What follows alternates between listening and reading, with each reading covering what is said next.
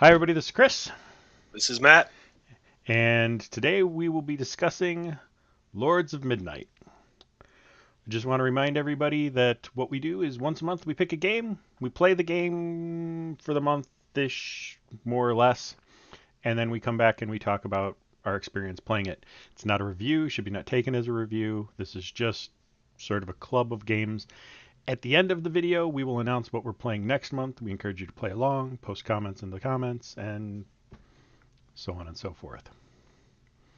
And have a great Have fun. day. Yeah. Yeah, and have a great day. Can you do that for us? Could you? Can you Could you? have a great day? Could you? So, yeah, I mean, we want people to try and experience some of these old games, not just from us talking about them, but go and play them yourselves, because there's a lot of interesting things to be found in them, and that kind of leads right into this game. Yeah, this is a really interesting game. It crosses genres. It's strange. It looks weird. Uh, it's really. I was really surprised. I was too. I was genuinely um, get the game going here. I was went in with mixed hopes on it. Um,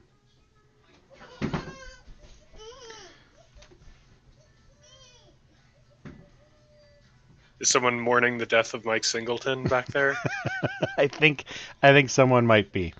Um, You we know, have I was really touched by that yeah, because, like, when you go and read about this game, you really can tell that Mike Singleton made this, and he seemed to really love this game. yeah. It definitely was a labor of love that he was continuing on. Like, did he make any other games? God, I Yeah, can't. he made a few other games. He made some 16-bit stuff, and he made, you're not going to believe this, War in Middle Earth in 1988. No. Yeah, he made another one of these, Doom Dark's Revenge. Yeah, he did a lot of stuff, but it seems like this was kind of his thing that he was most known for and thing that he loved the most. Dark Scepter, Warren Midwinter. I never played any ZX games, so this is all new to me. Well, and there's one of the things, like, we've been picking games so far that might have started on either the Apple or Commodore when we go way back, but this is the first one that's ever originated on the ZX. And I'm trying to wrap my head around how he did it. I know it's not very graphically intensive, Hmm. but it's it's a very I'm at a loss for words with this game. And It seems like there's so many screens because the map is pretty big, and each one has looking out in eight directions. So mhm. there's a lot there. Well, and the thing is, it's multiple games in a game. So there's Hmm. a couple ways to win. One is to do like the adventure RPG side of things, where you need to take one guy, and only one guy can do this. Take him up into enemy territory, capture the crown, and then find another character that can destroy the crown. And I got to tell you, like, when I read the instructions, it was this guy can destroy the crown, so he's got to go get it. So I just first game Hail Married, ran him up there, happened to Hmm. find the exact perfect path to get him to the crown, and then discovered that he really wasn't the one that could destroy it, and I had to do more after that. And I was like, "Oh, son of a!" I didn't even get that far. Like I never got him up there. He was just like he would just get killed by everything Oh yeah, in my game. you He's can't. he's spongy, He's super spongy. working, Morkin, working. Yeah. Morkin, son of Luxor, the Moon Prince. We got to Oh, talk about that. Like, do you love the names in this game? I love the names in this game. They're so I bad. I don't like the name. It's weird because you have like Lord Blood and Lord you know Boondock. Lord Doc, and you have Luxor the Moon Prince. Look, Come on, you like give don't him a get cool to name. you don't get to enjoy the voice acting of Alone in the Dark and not like the game. I suppose. I suppose. Oh But my man, god. yeah, that the names are pretty great, and there's so many characters you pick up, and most of them have pretty cool names. Yeah. Well, and that was one of the things that caught me off guard with this game too is, and I know we haven't even started talking about the game as a game yet. We're just sort of talking about the layers on it. We will get to it, I swear. Um, but you start out with 4 characters, and I'm like, okay, these are my 4 characters to make things happen in the game. And before I'm too far in some of these games, I've got 10, 12 people I'm managing. Yep. And I'm like, I was not ready for this level of detail and balance and Hmm. everything that goes with it. And Yeah, the way people join and leave your party so unceremoniously uh, is pretty great because mm-hmm. they'll just die. I mean, they just die all the time, Yep. and uh, it's like at first it freaks you out. Like I was like, oh no, everything Yeah. has gone horribly wrong. But Nah. it's fine. Like as long as Luxor and Morkin don't die, Right. you're really fine. Yep. Well, and it took me a while to realize, like, so like when you move up to a citadel with one of your guys, you got the option to approach. You approach that guy, he joins your side, presuming he was friendly before. But the elves, the freemen can't approach the elves and get them to. So you got to get an elf over there to do it, Hmm. and sort of the opposite's true as well. The elves can't approach the freemen. You got to have the wizard do it, and I think the wizard can approach either. But the wizard really, he's looking for other wizards to kind of recruit, and um, I think, man, I we're stumbling around because the game's so wide. Yeah, so let's just talk about it. So like you start in this tower and you're moving in and you're looking out from whatever square you're on. It's a big square, Mm-hmm. Like this screen square-based here. map. Yeah. So you're like basically taking a huge step, but Mm-hmm. you're moving around this map and you can rotate and look in all the different directions and And I should mention right now, I'm playing the Good Old Games update in, when was that update made? uh God, of all the things we don't have written down in here. I know. I've got that it was $10 back in 1984, and I will tell you hands down that is probably the best $10 you could have spent in 1984. Yeah. Yeah, that's a hell of a deal. That is a hell of a deal. Um,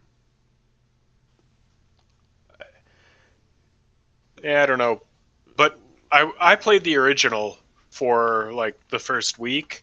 mm-hmm.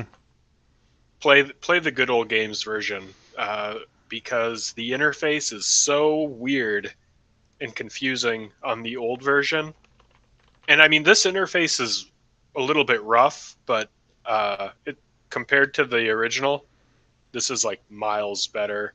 And the other nice thing is that you get the kind of step animation when you move that you don't get in the original.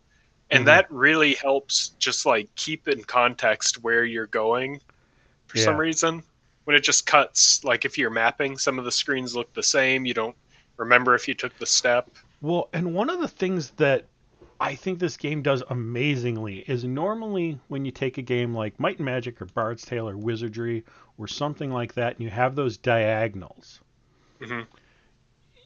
you always feel like the diagonal feels like a diagonal. It feels farther away than the ones next to you. This game manages to make things feel like a circle on the Hmm. grid, and that struck me right away as really, really impressive. Um, Yeah, because sometimes you'll see stuff kind of off center, and you know you're heading towards it, but you're but not heading directly towards it. yeah, It's because it's not in one of those 8 yeah, directions. you got to kind of work your way towards it, and seeing stuff in the distance. And this whole perspective makes what is first off, the best Lord of the Rings game I've ever played. Oh yeah, without being a Lord of the Rings Without game. being a Lord of the Rings game, this is the best Lord of the Rings game I ever played. And I'll talk about the story in a second and why that's true. But it creates it at such a personal level by giving you that first person look for everybody you're running Hmm. that it feels intensely personal, even though you're running a large scale war.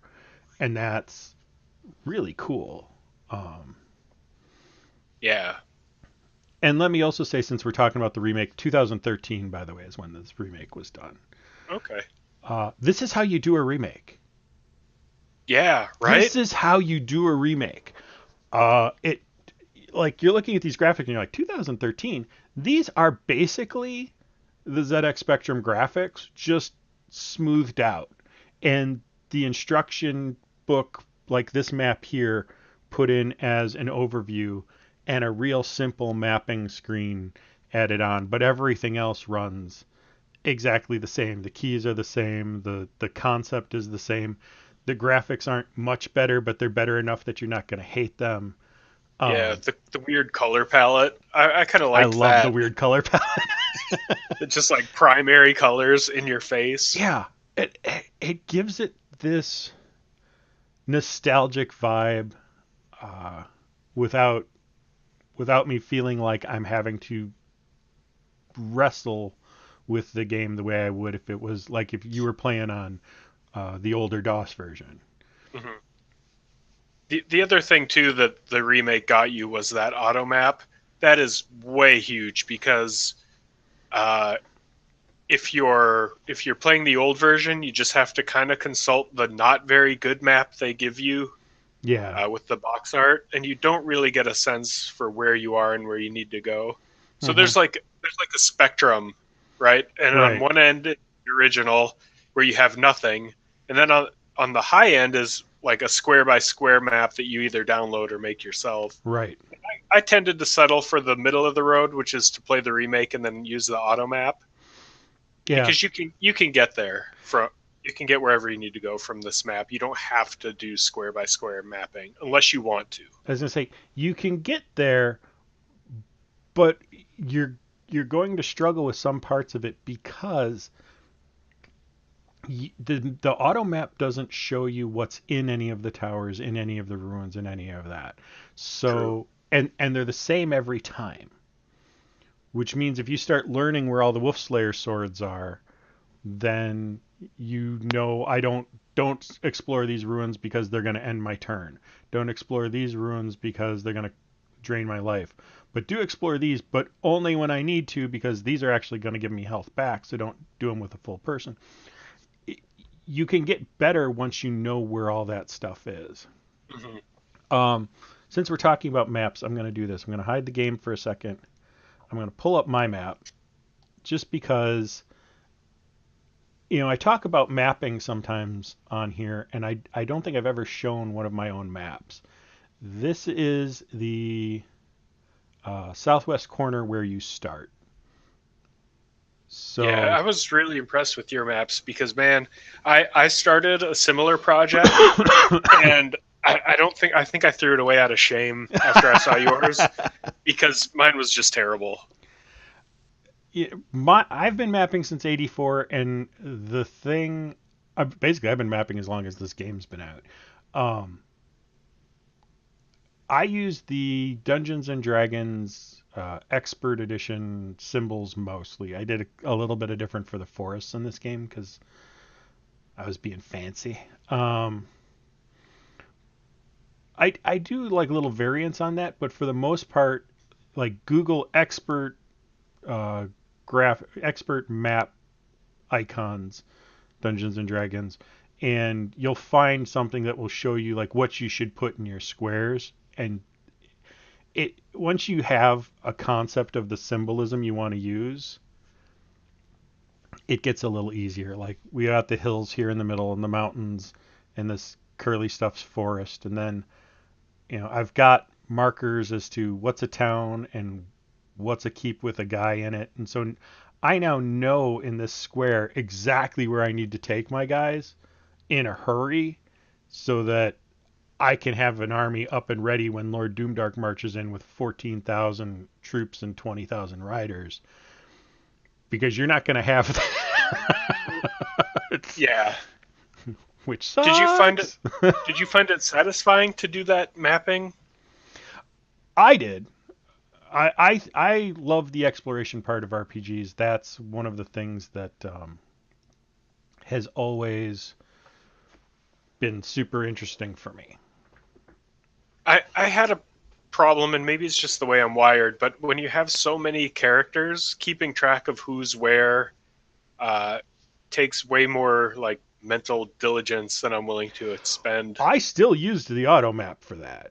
Like on that, I still would pull up the auto map, like, where are you? And I Oh, okay. think in this, you'll still see me pull it up and be like, one of the things when you're playing this, it took me a couple times to find out while you're on that map, if you want to switch characters, you can click on their shield on the map and it'll activate them.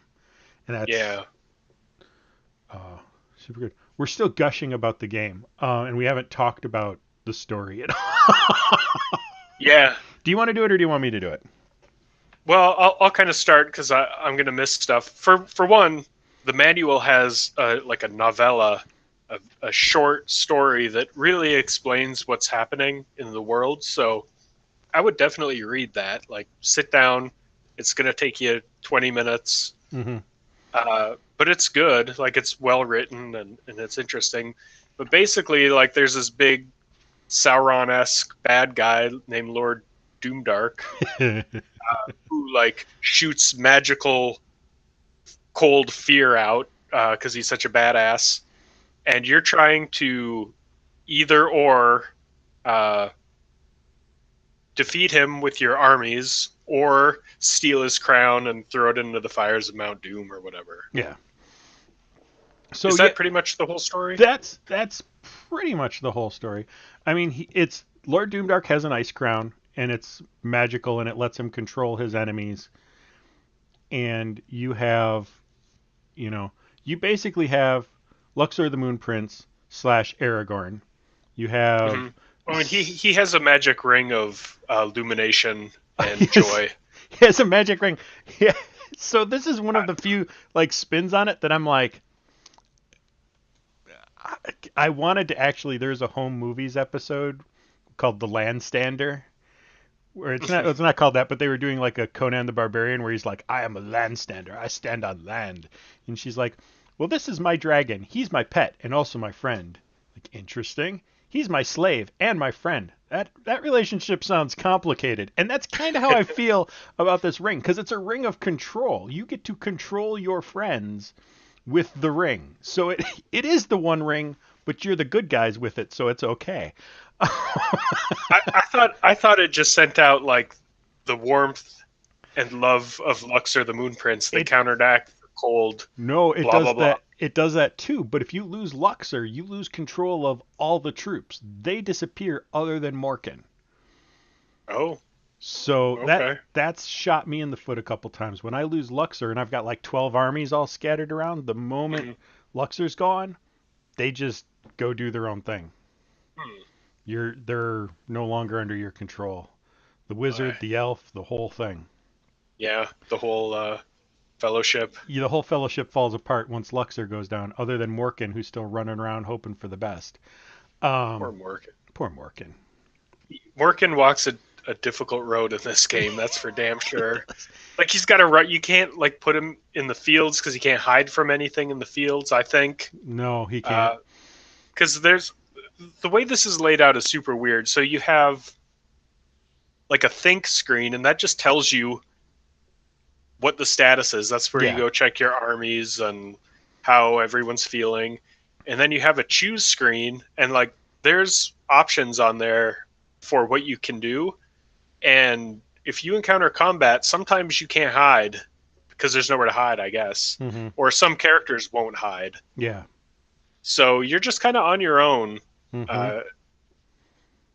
But it's weird because they never like explicitly tell you that. You just kind of have to use your imagination. Like, oh, why can't I hide? Yeah. Yeah, the thing screen is basically your Z stats. Oh, here we go with the Z stats. So, yeah. That's what the think screen is, and it lets you like look at what's my army size, what's the army size of neighboring armies, if there's other people in the screen, who are they and what are they doing. Um, it's useful. It's one of the things that I'm not sure if I love or hate about this game, and I would be scared to change it because it would change the feel of the game. That whole think screen is done in a way that feels like a narrative. It feels like a story. It's not, your health is 93 out of 100, your vigor is, 80 out of 100, and your loyalty is something out of something. It's just you're feeling very vigorous. You're feeling very bold. The ice sphere is, not that cold. Right. And you're kind of left going, well, what can I do with this? Yeah, I agree with you with one exception. I don't like that all the information on the armies is stored on the think screen. Mm-hmm. I think that's unnecessary, and I don't think it adds to the narrative feel. I like that narrative feel you talk about, but I just want to know how many armies I have and how many riders and how Yeah, here we like go with just the screen. Yeah. yeah. So just show me those numbers. That kind of annoyed me because uh, I get it's it. just like You can get the numbers. bouncing It's around. just a couple Yeah. things deep. And when it does, it still does it in a narrative fashion rather than just here's your number. I think there might be a way to sort of split the difference. Like, um, you could probably put in that first screen, Lord Wolfgar with his army of 100 troops and 500 riders. And that would give you that information in that screen without having to dig another one deep.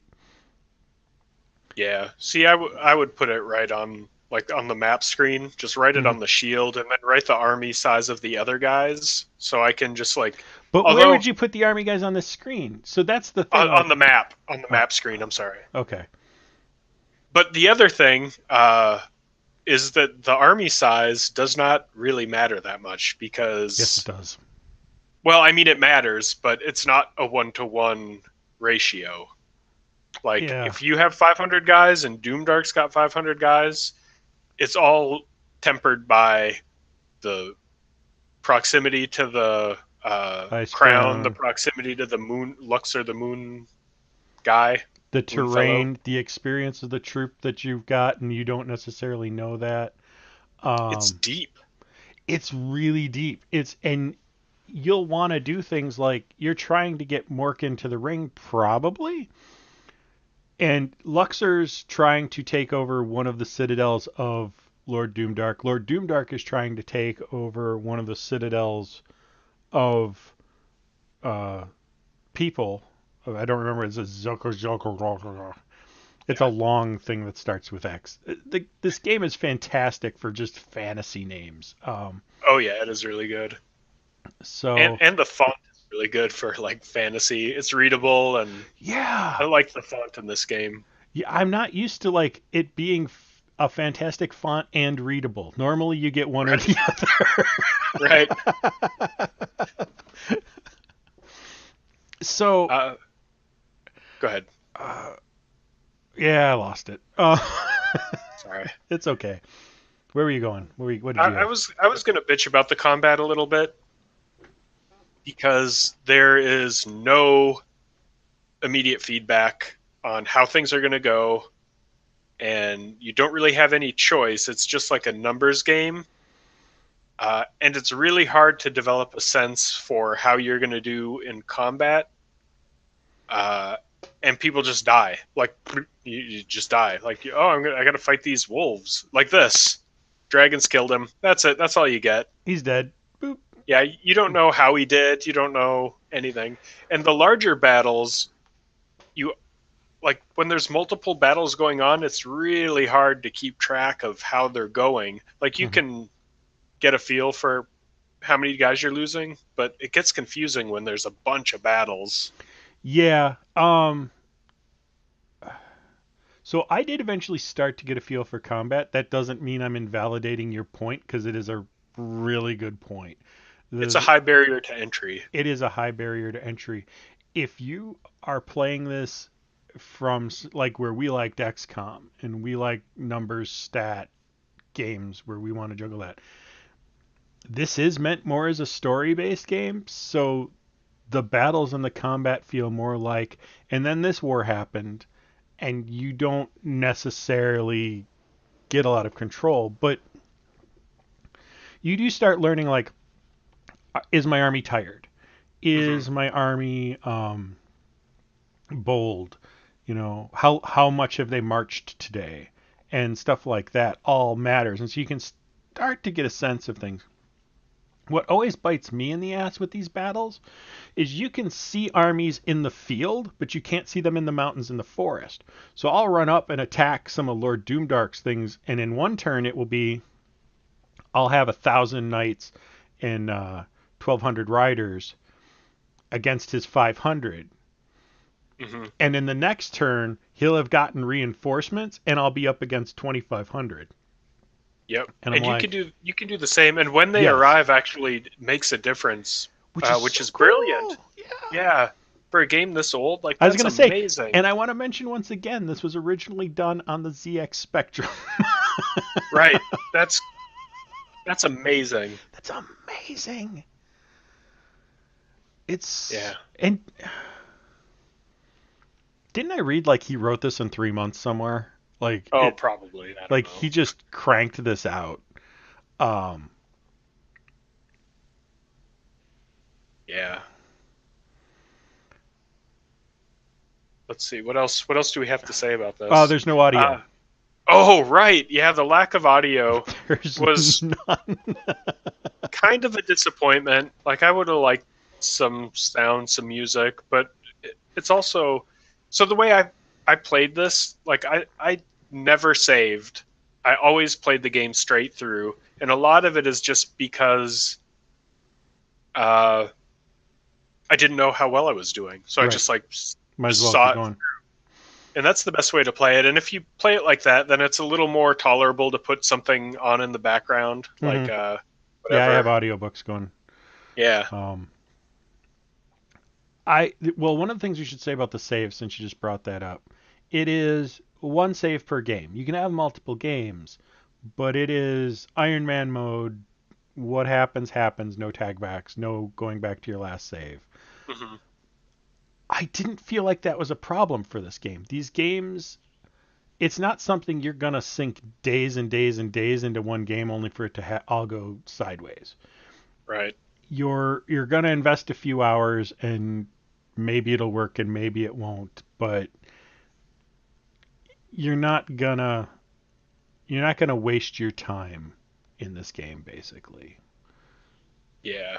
Yeah, it's like a play it through over and over again. It's not like a big long epic story where you're going to be doing this, with your same crew for days and days. It's just not going to happen. Which is another reason why I really encourage getting a map, making your own map, or starting to look one up online after you've played it a few times and you've got a feel for things, and now you're sick of trying to remember where stuff is. Go ahead and look up the map if that does it for you. And try stuff. Like, that was my biggest problem, was I kind of like got into this rut where I would go to the Plains of Blood because there's a lot of dudes to recruit, and I liked Lord Blood because his name is Lord Blood. Yeah, so like I got to get him right away. But like, it is a good place to recruit. That is absolutely true, but it's way too close to Doomdark. So you'll just get rolled over pretty quick. Do that. So just like experiment. Like, you think, why would I ever go west? Well, just go west, man. Have fun. Yeah. Try it. See what happens. You're gonna find different ways to play. So like, my strategy always was I would send Luxor straight south. I would send the wise guy. That's probably not what it is. It's somebody the wise who's basically Gandalf.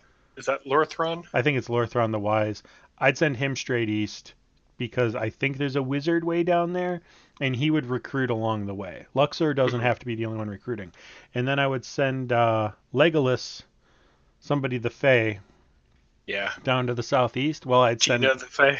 yeah, Tina the Fae. Oh my God, missed opportunity. Yeah. Not that she was big in 1984, but No. Well, when we inevitably try to remake this game in 6 months, right. Well, we'll I'm do it. just thinking my next elf character's name is going to be Tina. I love it. I love it. And then I would send Morkin. I used to try to send him straight north, but instead Hmm. I'm going to send him. I send him now northwest because it gets him over to the side. Lord Doomdark's armies take a while to get there, and he's already hooked up and around behind him. Um, Yeah. then I You got come to in at keep yeah. that guy in the woods and the mountains and such too. He's got to be hidden Mm-hmm. or Morkin. Poor Morkin. So they even have a golem character in this, which I absolutely love. They have like little goblin things they call Skulkin or something like that. Yeah. And we should talk about items in a second too. But they have these things called Skulkins, and they're monsters, and normally you got to attack them. But there's one spot where there's only one Skulkin, and he's got a name. And when you move onto that square, it says approach, and Hmm. he's basically your golem. He will Yeah. destroy the crown for you, but he's one of the monsters. So And I that I'm sorry, that's referenced in the book. Like you learn about him in the oh, do manual you? book. Yeah, he's a character in that Okay. introduction manual I'll have to look through it part. again. I don't remember that. Yeah. So, I'm sorry, go ahead. No, so like I went running with him. I'm like, oh, I found the guy because one of the towers that gives you clues on what you need to do told me he can destroy the crown. So this time I'm just gonna haul him with me, and he murdered Morkin in the night. Son of a Great. Yeah, that's a good tip too. Think on the towers because you get hints. yeah. Like right at the beginning, think on the first tower and Hmm. you'll get a useful hint. I think Yeah. that changes though. I think I got, or it depends on who thinks Depends on there. who. Depends on when. There's a little bit of randomness to it. Most of the time, all it's going to tell you is, are you looking for this guy? Well, he's in this spot in the land right now, which gives you a hint on people you still need to recruit. Like, oh, there's still these people to recruit. Hmm. But um, other times it tells you these people can destroy the ice crown, and so you're like, oh, I got to find that person. Hmm. They're somewhere out there and get them to destroy the crown. Um, I will say the thing that I disliked the most about this game was the interface. I mhm. had a really hard time. Like I really appreciate the view. I think it's awesome that you can see Yeah, what's around. You can see the armies, and it depends on if you're in the mountains or whatever. But it's also really hard to get a feel for what you're standing on unless you yeah, maintain continuity in your head or unless you think on every square because then it shows you. And mhm. sometimes I'd be like, I'd see bad guys and they look like they're on the same square, and then I'd move past them, and then I would have to fight. Yeah, Uh, so it's easy to like forget that and then find yourself kind of bound up where you have to fight these guys, especially if you're, can't hide. yeah. Well, I was gonna say, and there were times where I thought I moved into the mountains or moved into the woods, and I didn't. Hmm. I didn't. So look at your map, pay attention to where you are. You're gonna have to dig a little deeper on that. It would be nice if there was a little more tell on that. I don't know what it would be, but there should be something that gives you a better hint of what you're on, not just what's around you. Yeah, like and you click around a lot too between the screens, and it's not really intuitive. And No. that's a holdover because in the original, it was like uh, different sets of keys Yep. for all the actions and for all the guys, and And the keys all still work from the main screen. That was one thing I found out like literally 2 days ago was hitting tab, even if you're in the first person view, takes you to the map. You don't have to go in and get to it. One thing I will say that I do like about their interface, if you hit the Alt key, it will show you next to the cursor what number or what button you got to press to activate that thing. So, in terms of an in game help system, this is one of the best. It's a convoluted keyboard layout, more than mhm. even Ultima, but it makes it's accessible as much as it can be for something that's from Yeah. 1984. And Where if you grew up with that, like you said, those keys are the same, so you can play that way if you played yeah, that on your ZX Spectrum, uh, or you can bounce around with the mouse, which is what I wound up doing. hmm This screen is the best. The yep, domain of dreams and of core hmm and of blood and and of a fur, blood, yeah, and a Fulgrim, and and a like sometimes it'll just Goodrak, like and a repeat. blood. There it is again, and Yep. blood. Do you want Dawn? No, I don't want Right. Dawn. Why would you not want Dawn? And I like in the manual, it's like, make sure you click that you want Dawn. Really? Really? You needed, this was an instruction that needed to happen. Make sure to click that you want Dawn or you can't continue the game. There's nothing else to do. Just like, I guess it's because when you're reading that 30 line long thing that's all of end of blood right. and maybe you want to note that stuff. That's where the battles happened. hmm So it'll give you kind of some hints about where Where Doomdark Doomdark is is and and where he's messing up what some he's taking dudes. stuff over. Yeah. Um, yeah. and but just that whole thing reminds me of like, don't use the hair dryer in the shower, or Right. preparation H is not to be taken orally. Like, those warnings are on there because someone did that. So I'm like, who sat there at that screen going, "Oh, the game's broken." Yeah, some QA person. Quality. I'm sorry, QA people. Do you want Dawn? Wasn't clear enough for you. All right. I don't get why it doesn't just go to Dawn. Like, I Press don't know. space to continue. Like, Sure, anything. do you want Dawn? There's a million solutions to this problem.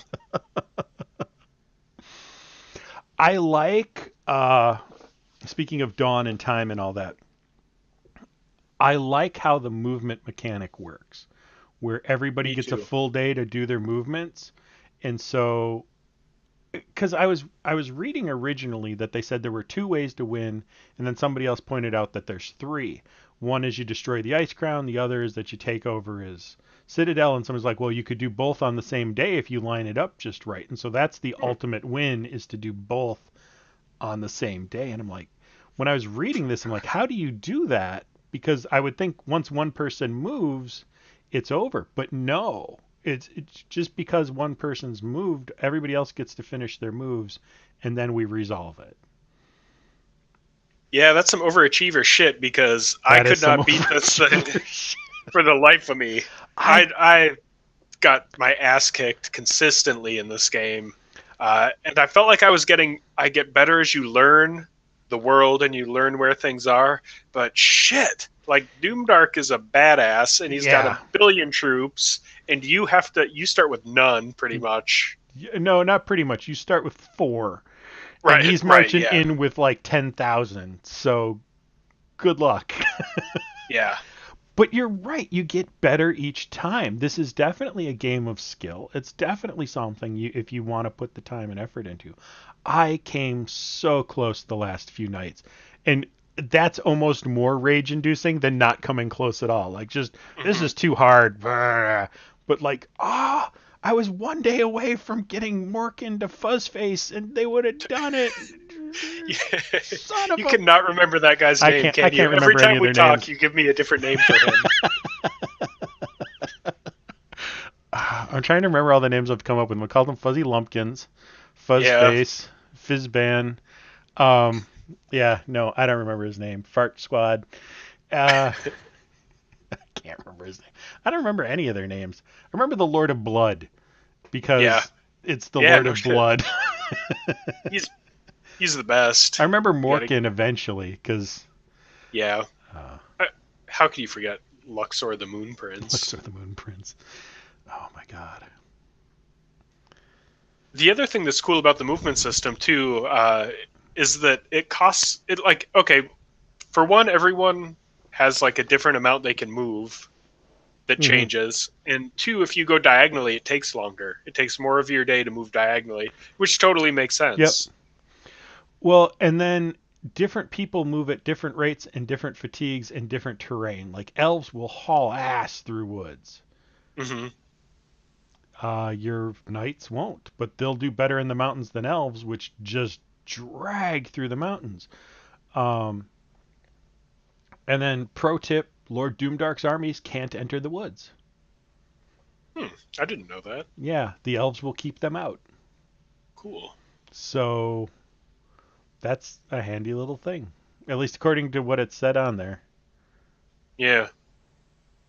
Yeah, that's awesome. A lot of that stuff too is not really like it tells you, yeah, diagonal takes more time, but a lot of it you just kind of like in you intuit what's because it makes sense on so Right. many levels, right? It's really uh, a well thought out game. It's just Mm-hmm. kind of amazing.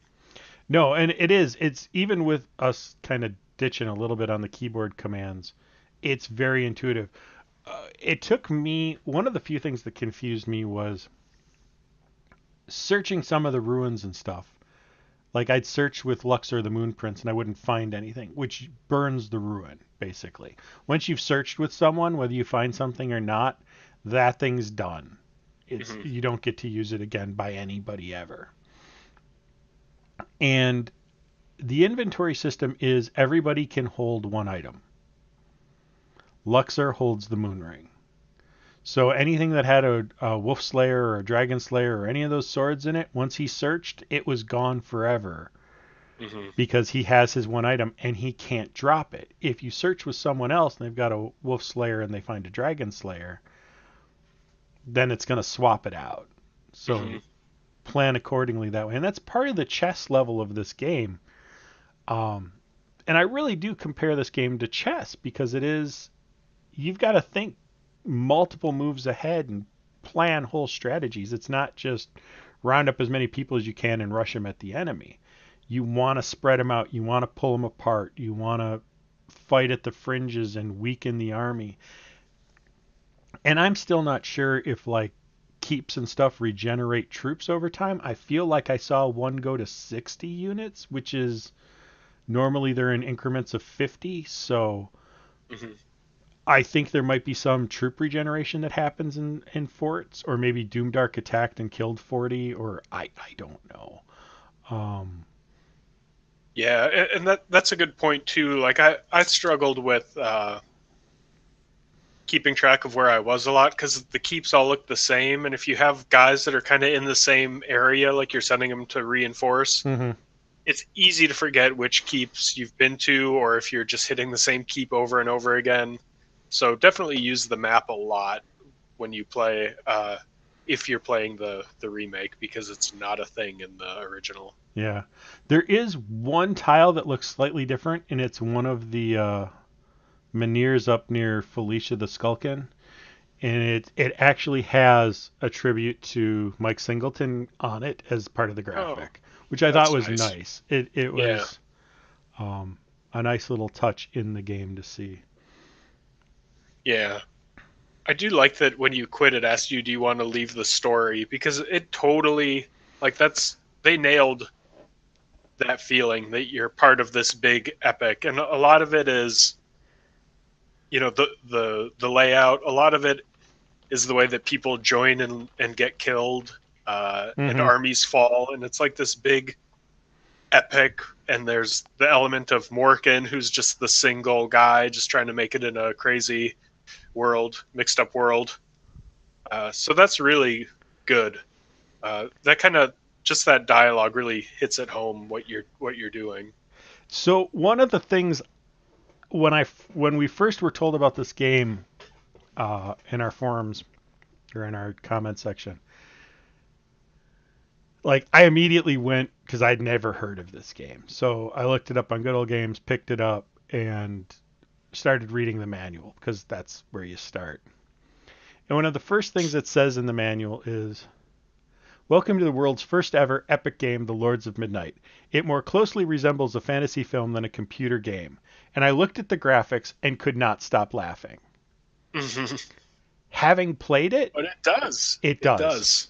I was wrong for laughing because it's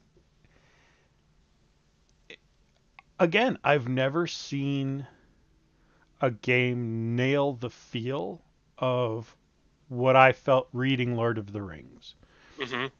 Having all the armies running around and having them be both something that's defending against the dark forces and trying to beat them in their own with it being nearly hopeless Hmm. in order to draw attention to the south so that your little guy can get all the way back and in to destroy the one most powerful object back there, and to do it in a way where I'm not seeing numbers. Right. Brilliant. Just brilliant. And it makes every part of the game feel personal for those individual leaders. Brilliant. I, One I thing about that though, like it's a strategy game probably at its core because there's no yeah. action. Mm-mm. But shit, what was I gonna say? That it's amazing. Yeah, Like we need to ditch on this a little, I feel. Uh, But there's not much. It's the graphics are rough because it's old, and the interface is rough because it's old, but not so bad that it gets in the way of enjoying it. Um, there's no sound, so can't even complain about that. Just oh, there's no sound. that's what I was gonna say. Because it's such a unique game, I felt like when we've played RPGs that I haven't played growing up and some Mm, that you haven't played, and I always feel like nostalgic playing them because like even though I didn't play Shard of Spring, it was enough like all those other games that I was like, oh yeah, like retro gaming is mm, great, blah blah blah blah blah. Let's do a YouTube channel on it. But this I had none of that. I did not feel any real nostalgia, which I think is great because it's so unique and the game holds up even without that like yeah. familiarity of an old computer game. Yeah, there's nothing nostalgic pumping through my blood making this be what I enjoy about it. I am enjoying it on its own for exactly what it is. Mhm. That's just fantastic. It's just Yeah, the fantastic. interface is a little bit like Stronghold, A little bit. but that's a stretch because it's nothing like Stronghold. No, I know what you're going with though. Like Yeah, like you're that. having vignettes and you're moving from screen to screen in there. Um, yeah, it's a bit of a stretch, but I get the reference. Yeah, Um, yeah. This was a really great game. Like, yeah. and it's fun because it's you can just play it for 45 minutes or half an hour, you know, Hmm. and you'll kind of have a feel for how things are going by then, and you know, it's not Yeah. like a huge time commitment. It's just like fun to sit down and bang out a game of Lords of Midnight. Hmm. No, and I do like the 3 bytes rule of like play it 3 times. Like if you play it once and you get your ass handed to you, don't don't walk away going this game's dumb. Like play it again, play it maybe one more time. Um, Well, there's a really I thought the barrier to entry was quite high. Although I did start with the original version and not the remake, but still, like to get a feel for what you're doing, like when you why you think, what you do when you choose, how to like get a feel for the size of the armies. It's not super intuitive hmm. uh, from a UI layout standpoint. So give it a few shots and like just click around on stuff because it's basically turn based. So just don't rush through it. Don't freak out when you go to do combat and you get You no die. feedback on You it. get no Yeah, feedback. And they do have 2 different kinds of combat, and we kind of didn't talk about that too much. Where yeah. one The is fighting armies. monsters and one is fighting armies. Where they're like, look, if you fight monsters, it's a small skirmish. We're going to resolve it immediately, and you can get on with your day. If it's an army, that's your day, and we'll Hmm. tell you how it went tomorrow. Right, right. And it's hard to keep that all in your mind uh, Mm-hmm. because like I said, there's so many times where you have way more troops than Doomdark, but Doomdark just like messes up your pizza face anyway. Yeah, yeah, He's absolutely. a badass. I'm just looking here. Um, I think I know who recommended this, and I want to thank them specifically. Okay. But I'm going through old comments here just to make sure, because I don't want to thank the wrong person. Right. That'd be bad form. That'd be way bad form. Um, but while I'm talking about that, it is Galloe of the Sea. So thanks to Galloe of the Sea for recommending this one. Yeah, It's we been a fun appreciate it. month. Yeah. It was a good, really solid recommendation because this game is like kind of a big deal. Like they remade it a bunch of times. There's a book coming out. Did you know that? No, you told me that though. Yeah, there's another book coming out for it. March of 2018. There's a Lords of Midnight book based on this original Mm-hmm. game. Like that's amazing that there's still And then there's two people more who love it. games in this series after this. Yeah. So it definitely, I don't know how it slipped by me all these years. I'm kind of ashamed of that because it's obviously a bigger deal than it was, but there's nothing like it. There's nothing that I would have hit and went, what was the influence of this? And then dug back and found this. For some Right. reason, this just exists on its own little island. And that's a Yeah. shame. But at the same time, what game would you do? What would you do with a game with this sort of interface? Other than basically just slap a new coat of paint on this. Because this works as a Lord of the Rings style game where one guy's going after the magic widget to kill the evil Foozle, and the other one is starting a war. So, Hmm. yeah, I don't know what you do. I would love to see this as a mod for Mountain Blade Warband. I was just thinking about Mountain Blade Warband as you were talking. It would be a lot of fun. It would be a lot of But fun. like you don't need the combat though. Like I dog on the combat's lack of feedback, which I think is kind of a thing. Like Mhm. that's difficult Yeah, to manage because you don't feel like you're making good decisions right away because you just don't have the information. But it doesn't need action. This game does not need that. it doesn't need it, but it'd be fun. It would be pretty fun. It would be pretty fun. It'd be pretty fun. It'd be fun to like actually go. I'd love to see, riding down from the hills with my like 2,000 people challenge it, clashing into the forces of Lord Doomdark. That would be so Yeah, much fun. that would be Um, pretty rad. You're right. Or like getting killed by a wolf hmm on your first day, which is Yeah, something that also happens. yeah. If you don't have like if you don't really get a sense for what you can take and really understand how the hit point system works because it's hidden from you. Everything's obfuscated so much Hmm. that yeah, you just don't realize it's there. So thanks to Gallo of the Sea again. If you got something you want to recommend, we're going to put a link in our notes for where you can recommend a game to us too, because we've got like a Google form. Just enter it. You don't have to enter who you are. If you want, there's also a comment section. So if you want thanks or credit for it, throw it in there. Um, Yeah, we usually we have a huge backlog of stuff that we've added, and so we got to kind of reconcile the recommendations with those. But I think our inclination is kind of to bump up recommendations whenever we can. yeah, I mean, we A lot still of it depends on the type of game and everything too, because we don't want to do like 8 epic scale role playing games in right. a row. We need palate cleansers between. Yeah.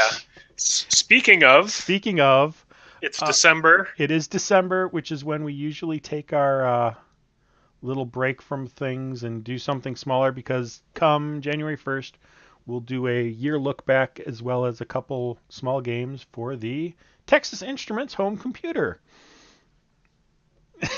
Very exciting. Very I had exciting. it. I had a Texas Instruments when I was a wee child, Yes. Yeah. uh, and I vaguely remember it. No, I remember you were always telling me like I had a Commodore before I had an Apple. I had a Commodore before I had an Apple. I'm like, that doesn't make sense to me. Nope. Why would you do that? And then you're like, I played Parsec on it. I'm like, oh, you had a Texas Instrument. We did have a Commodore too, though, at one time. I think very briefly, but yeah. Parsec was like the shit when I was a kid. I played that a lot. Parsec is fantastic. I liked Alpiner. Of course, there's Hunt the Wumpus, and I'm sure, I'm gonna require that you play Hunt the Wumpus at least a couple times. Oh yeah. Um, I do not know if we will cover Tunnels of Doom in this thing because I think Tunnels of Doom might be worth its own month. Well, maybe if things are going well, I'll take a crack at it, and we'll just kind of Yeah, see I would how we say feel. play it, see how you feel, and then we can decide if we're going to do it for a month or if we're just going to do a quick touch on it and move on. But Hunt the Wumpus will be in there, and we'll talk about Neo Neuro Cyber Shamans.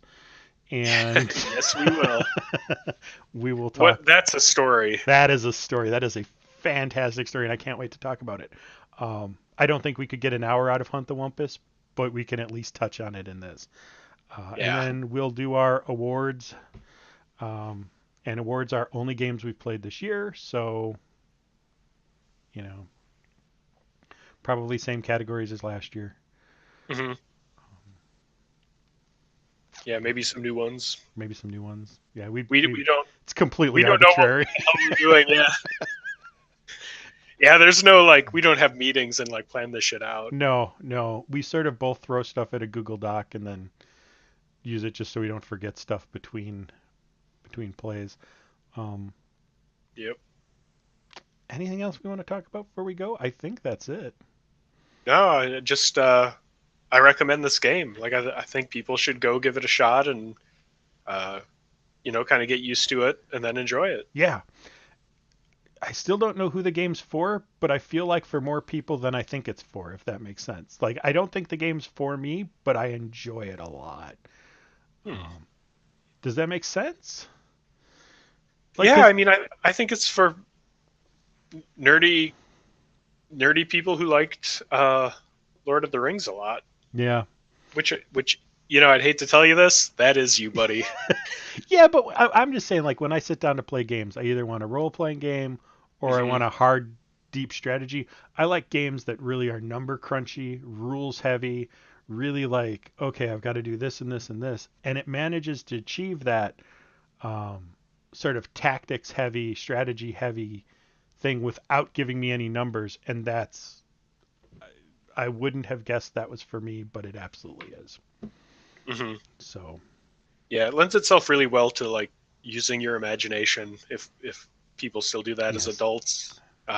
Occasionally. Because you're part of this big story. I mean, it's great. It's a great game. Yep. So. Great game. All right. On that note, we'll talk to everybody in about a month. Thanks, everybody. Thank you. Bye.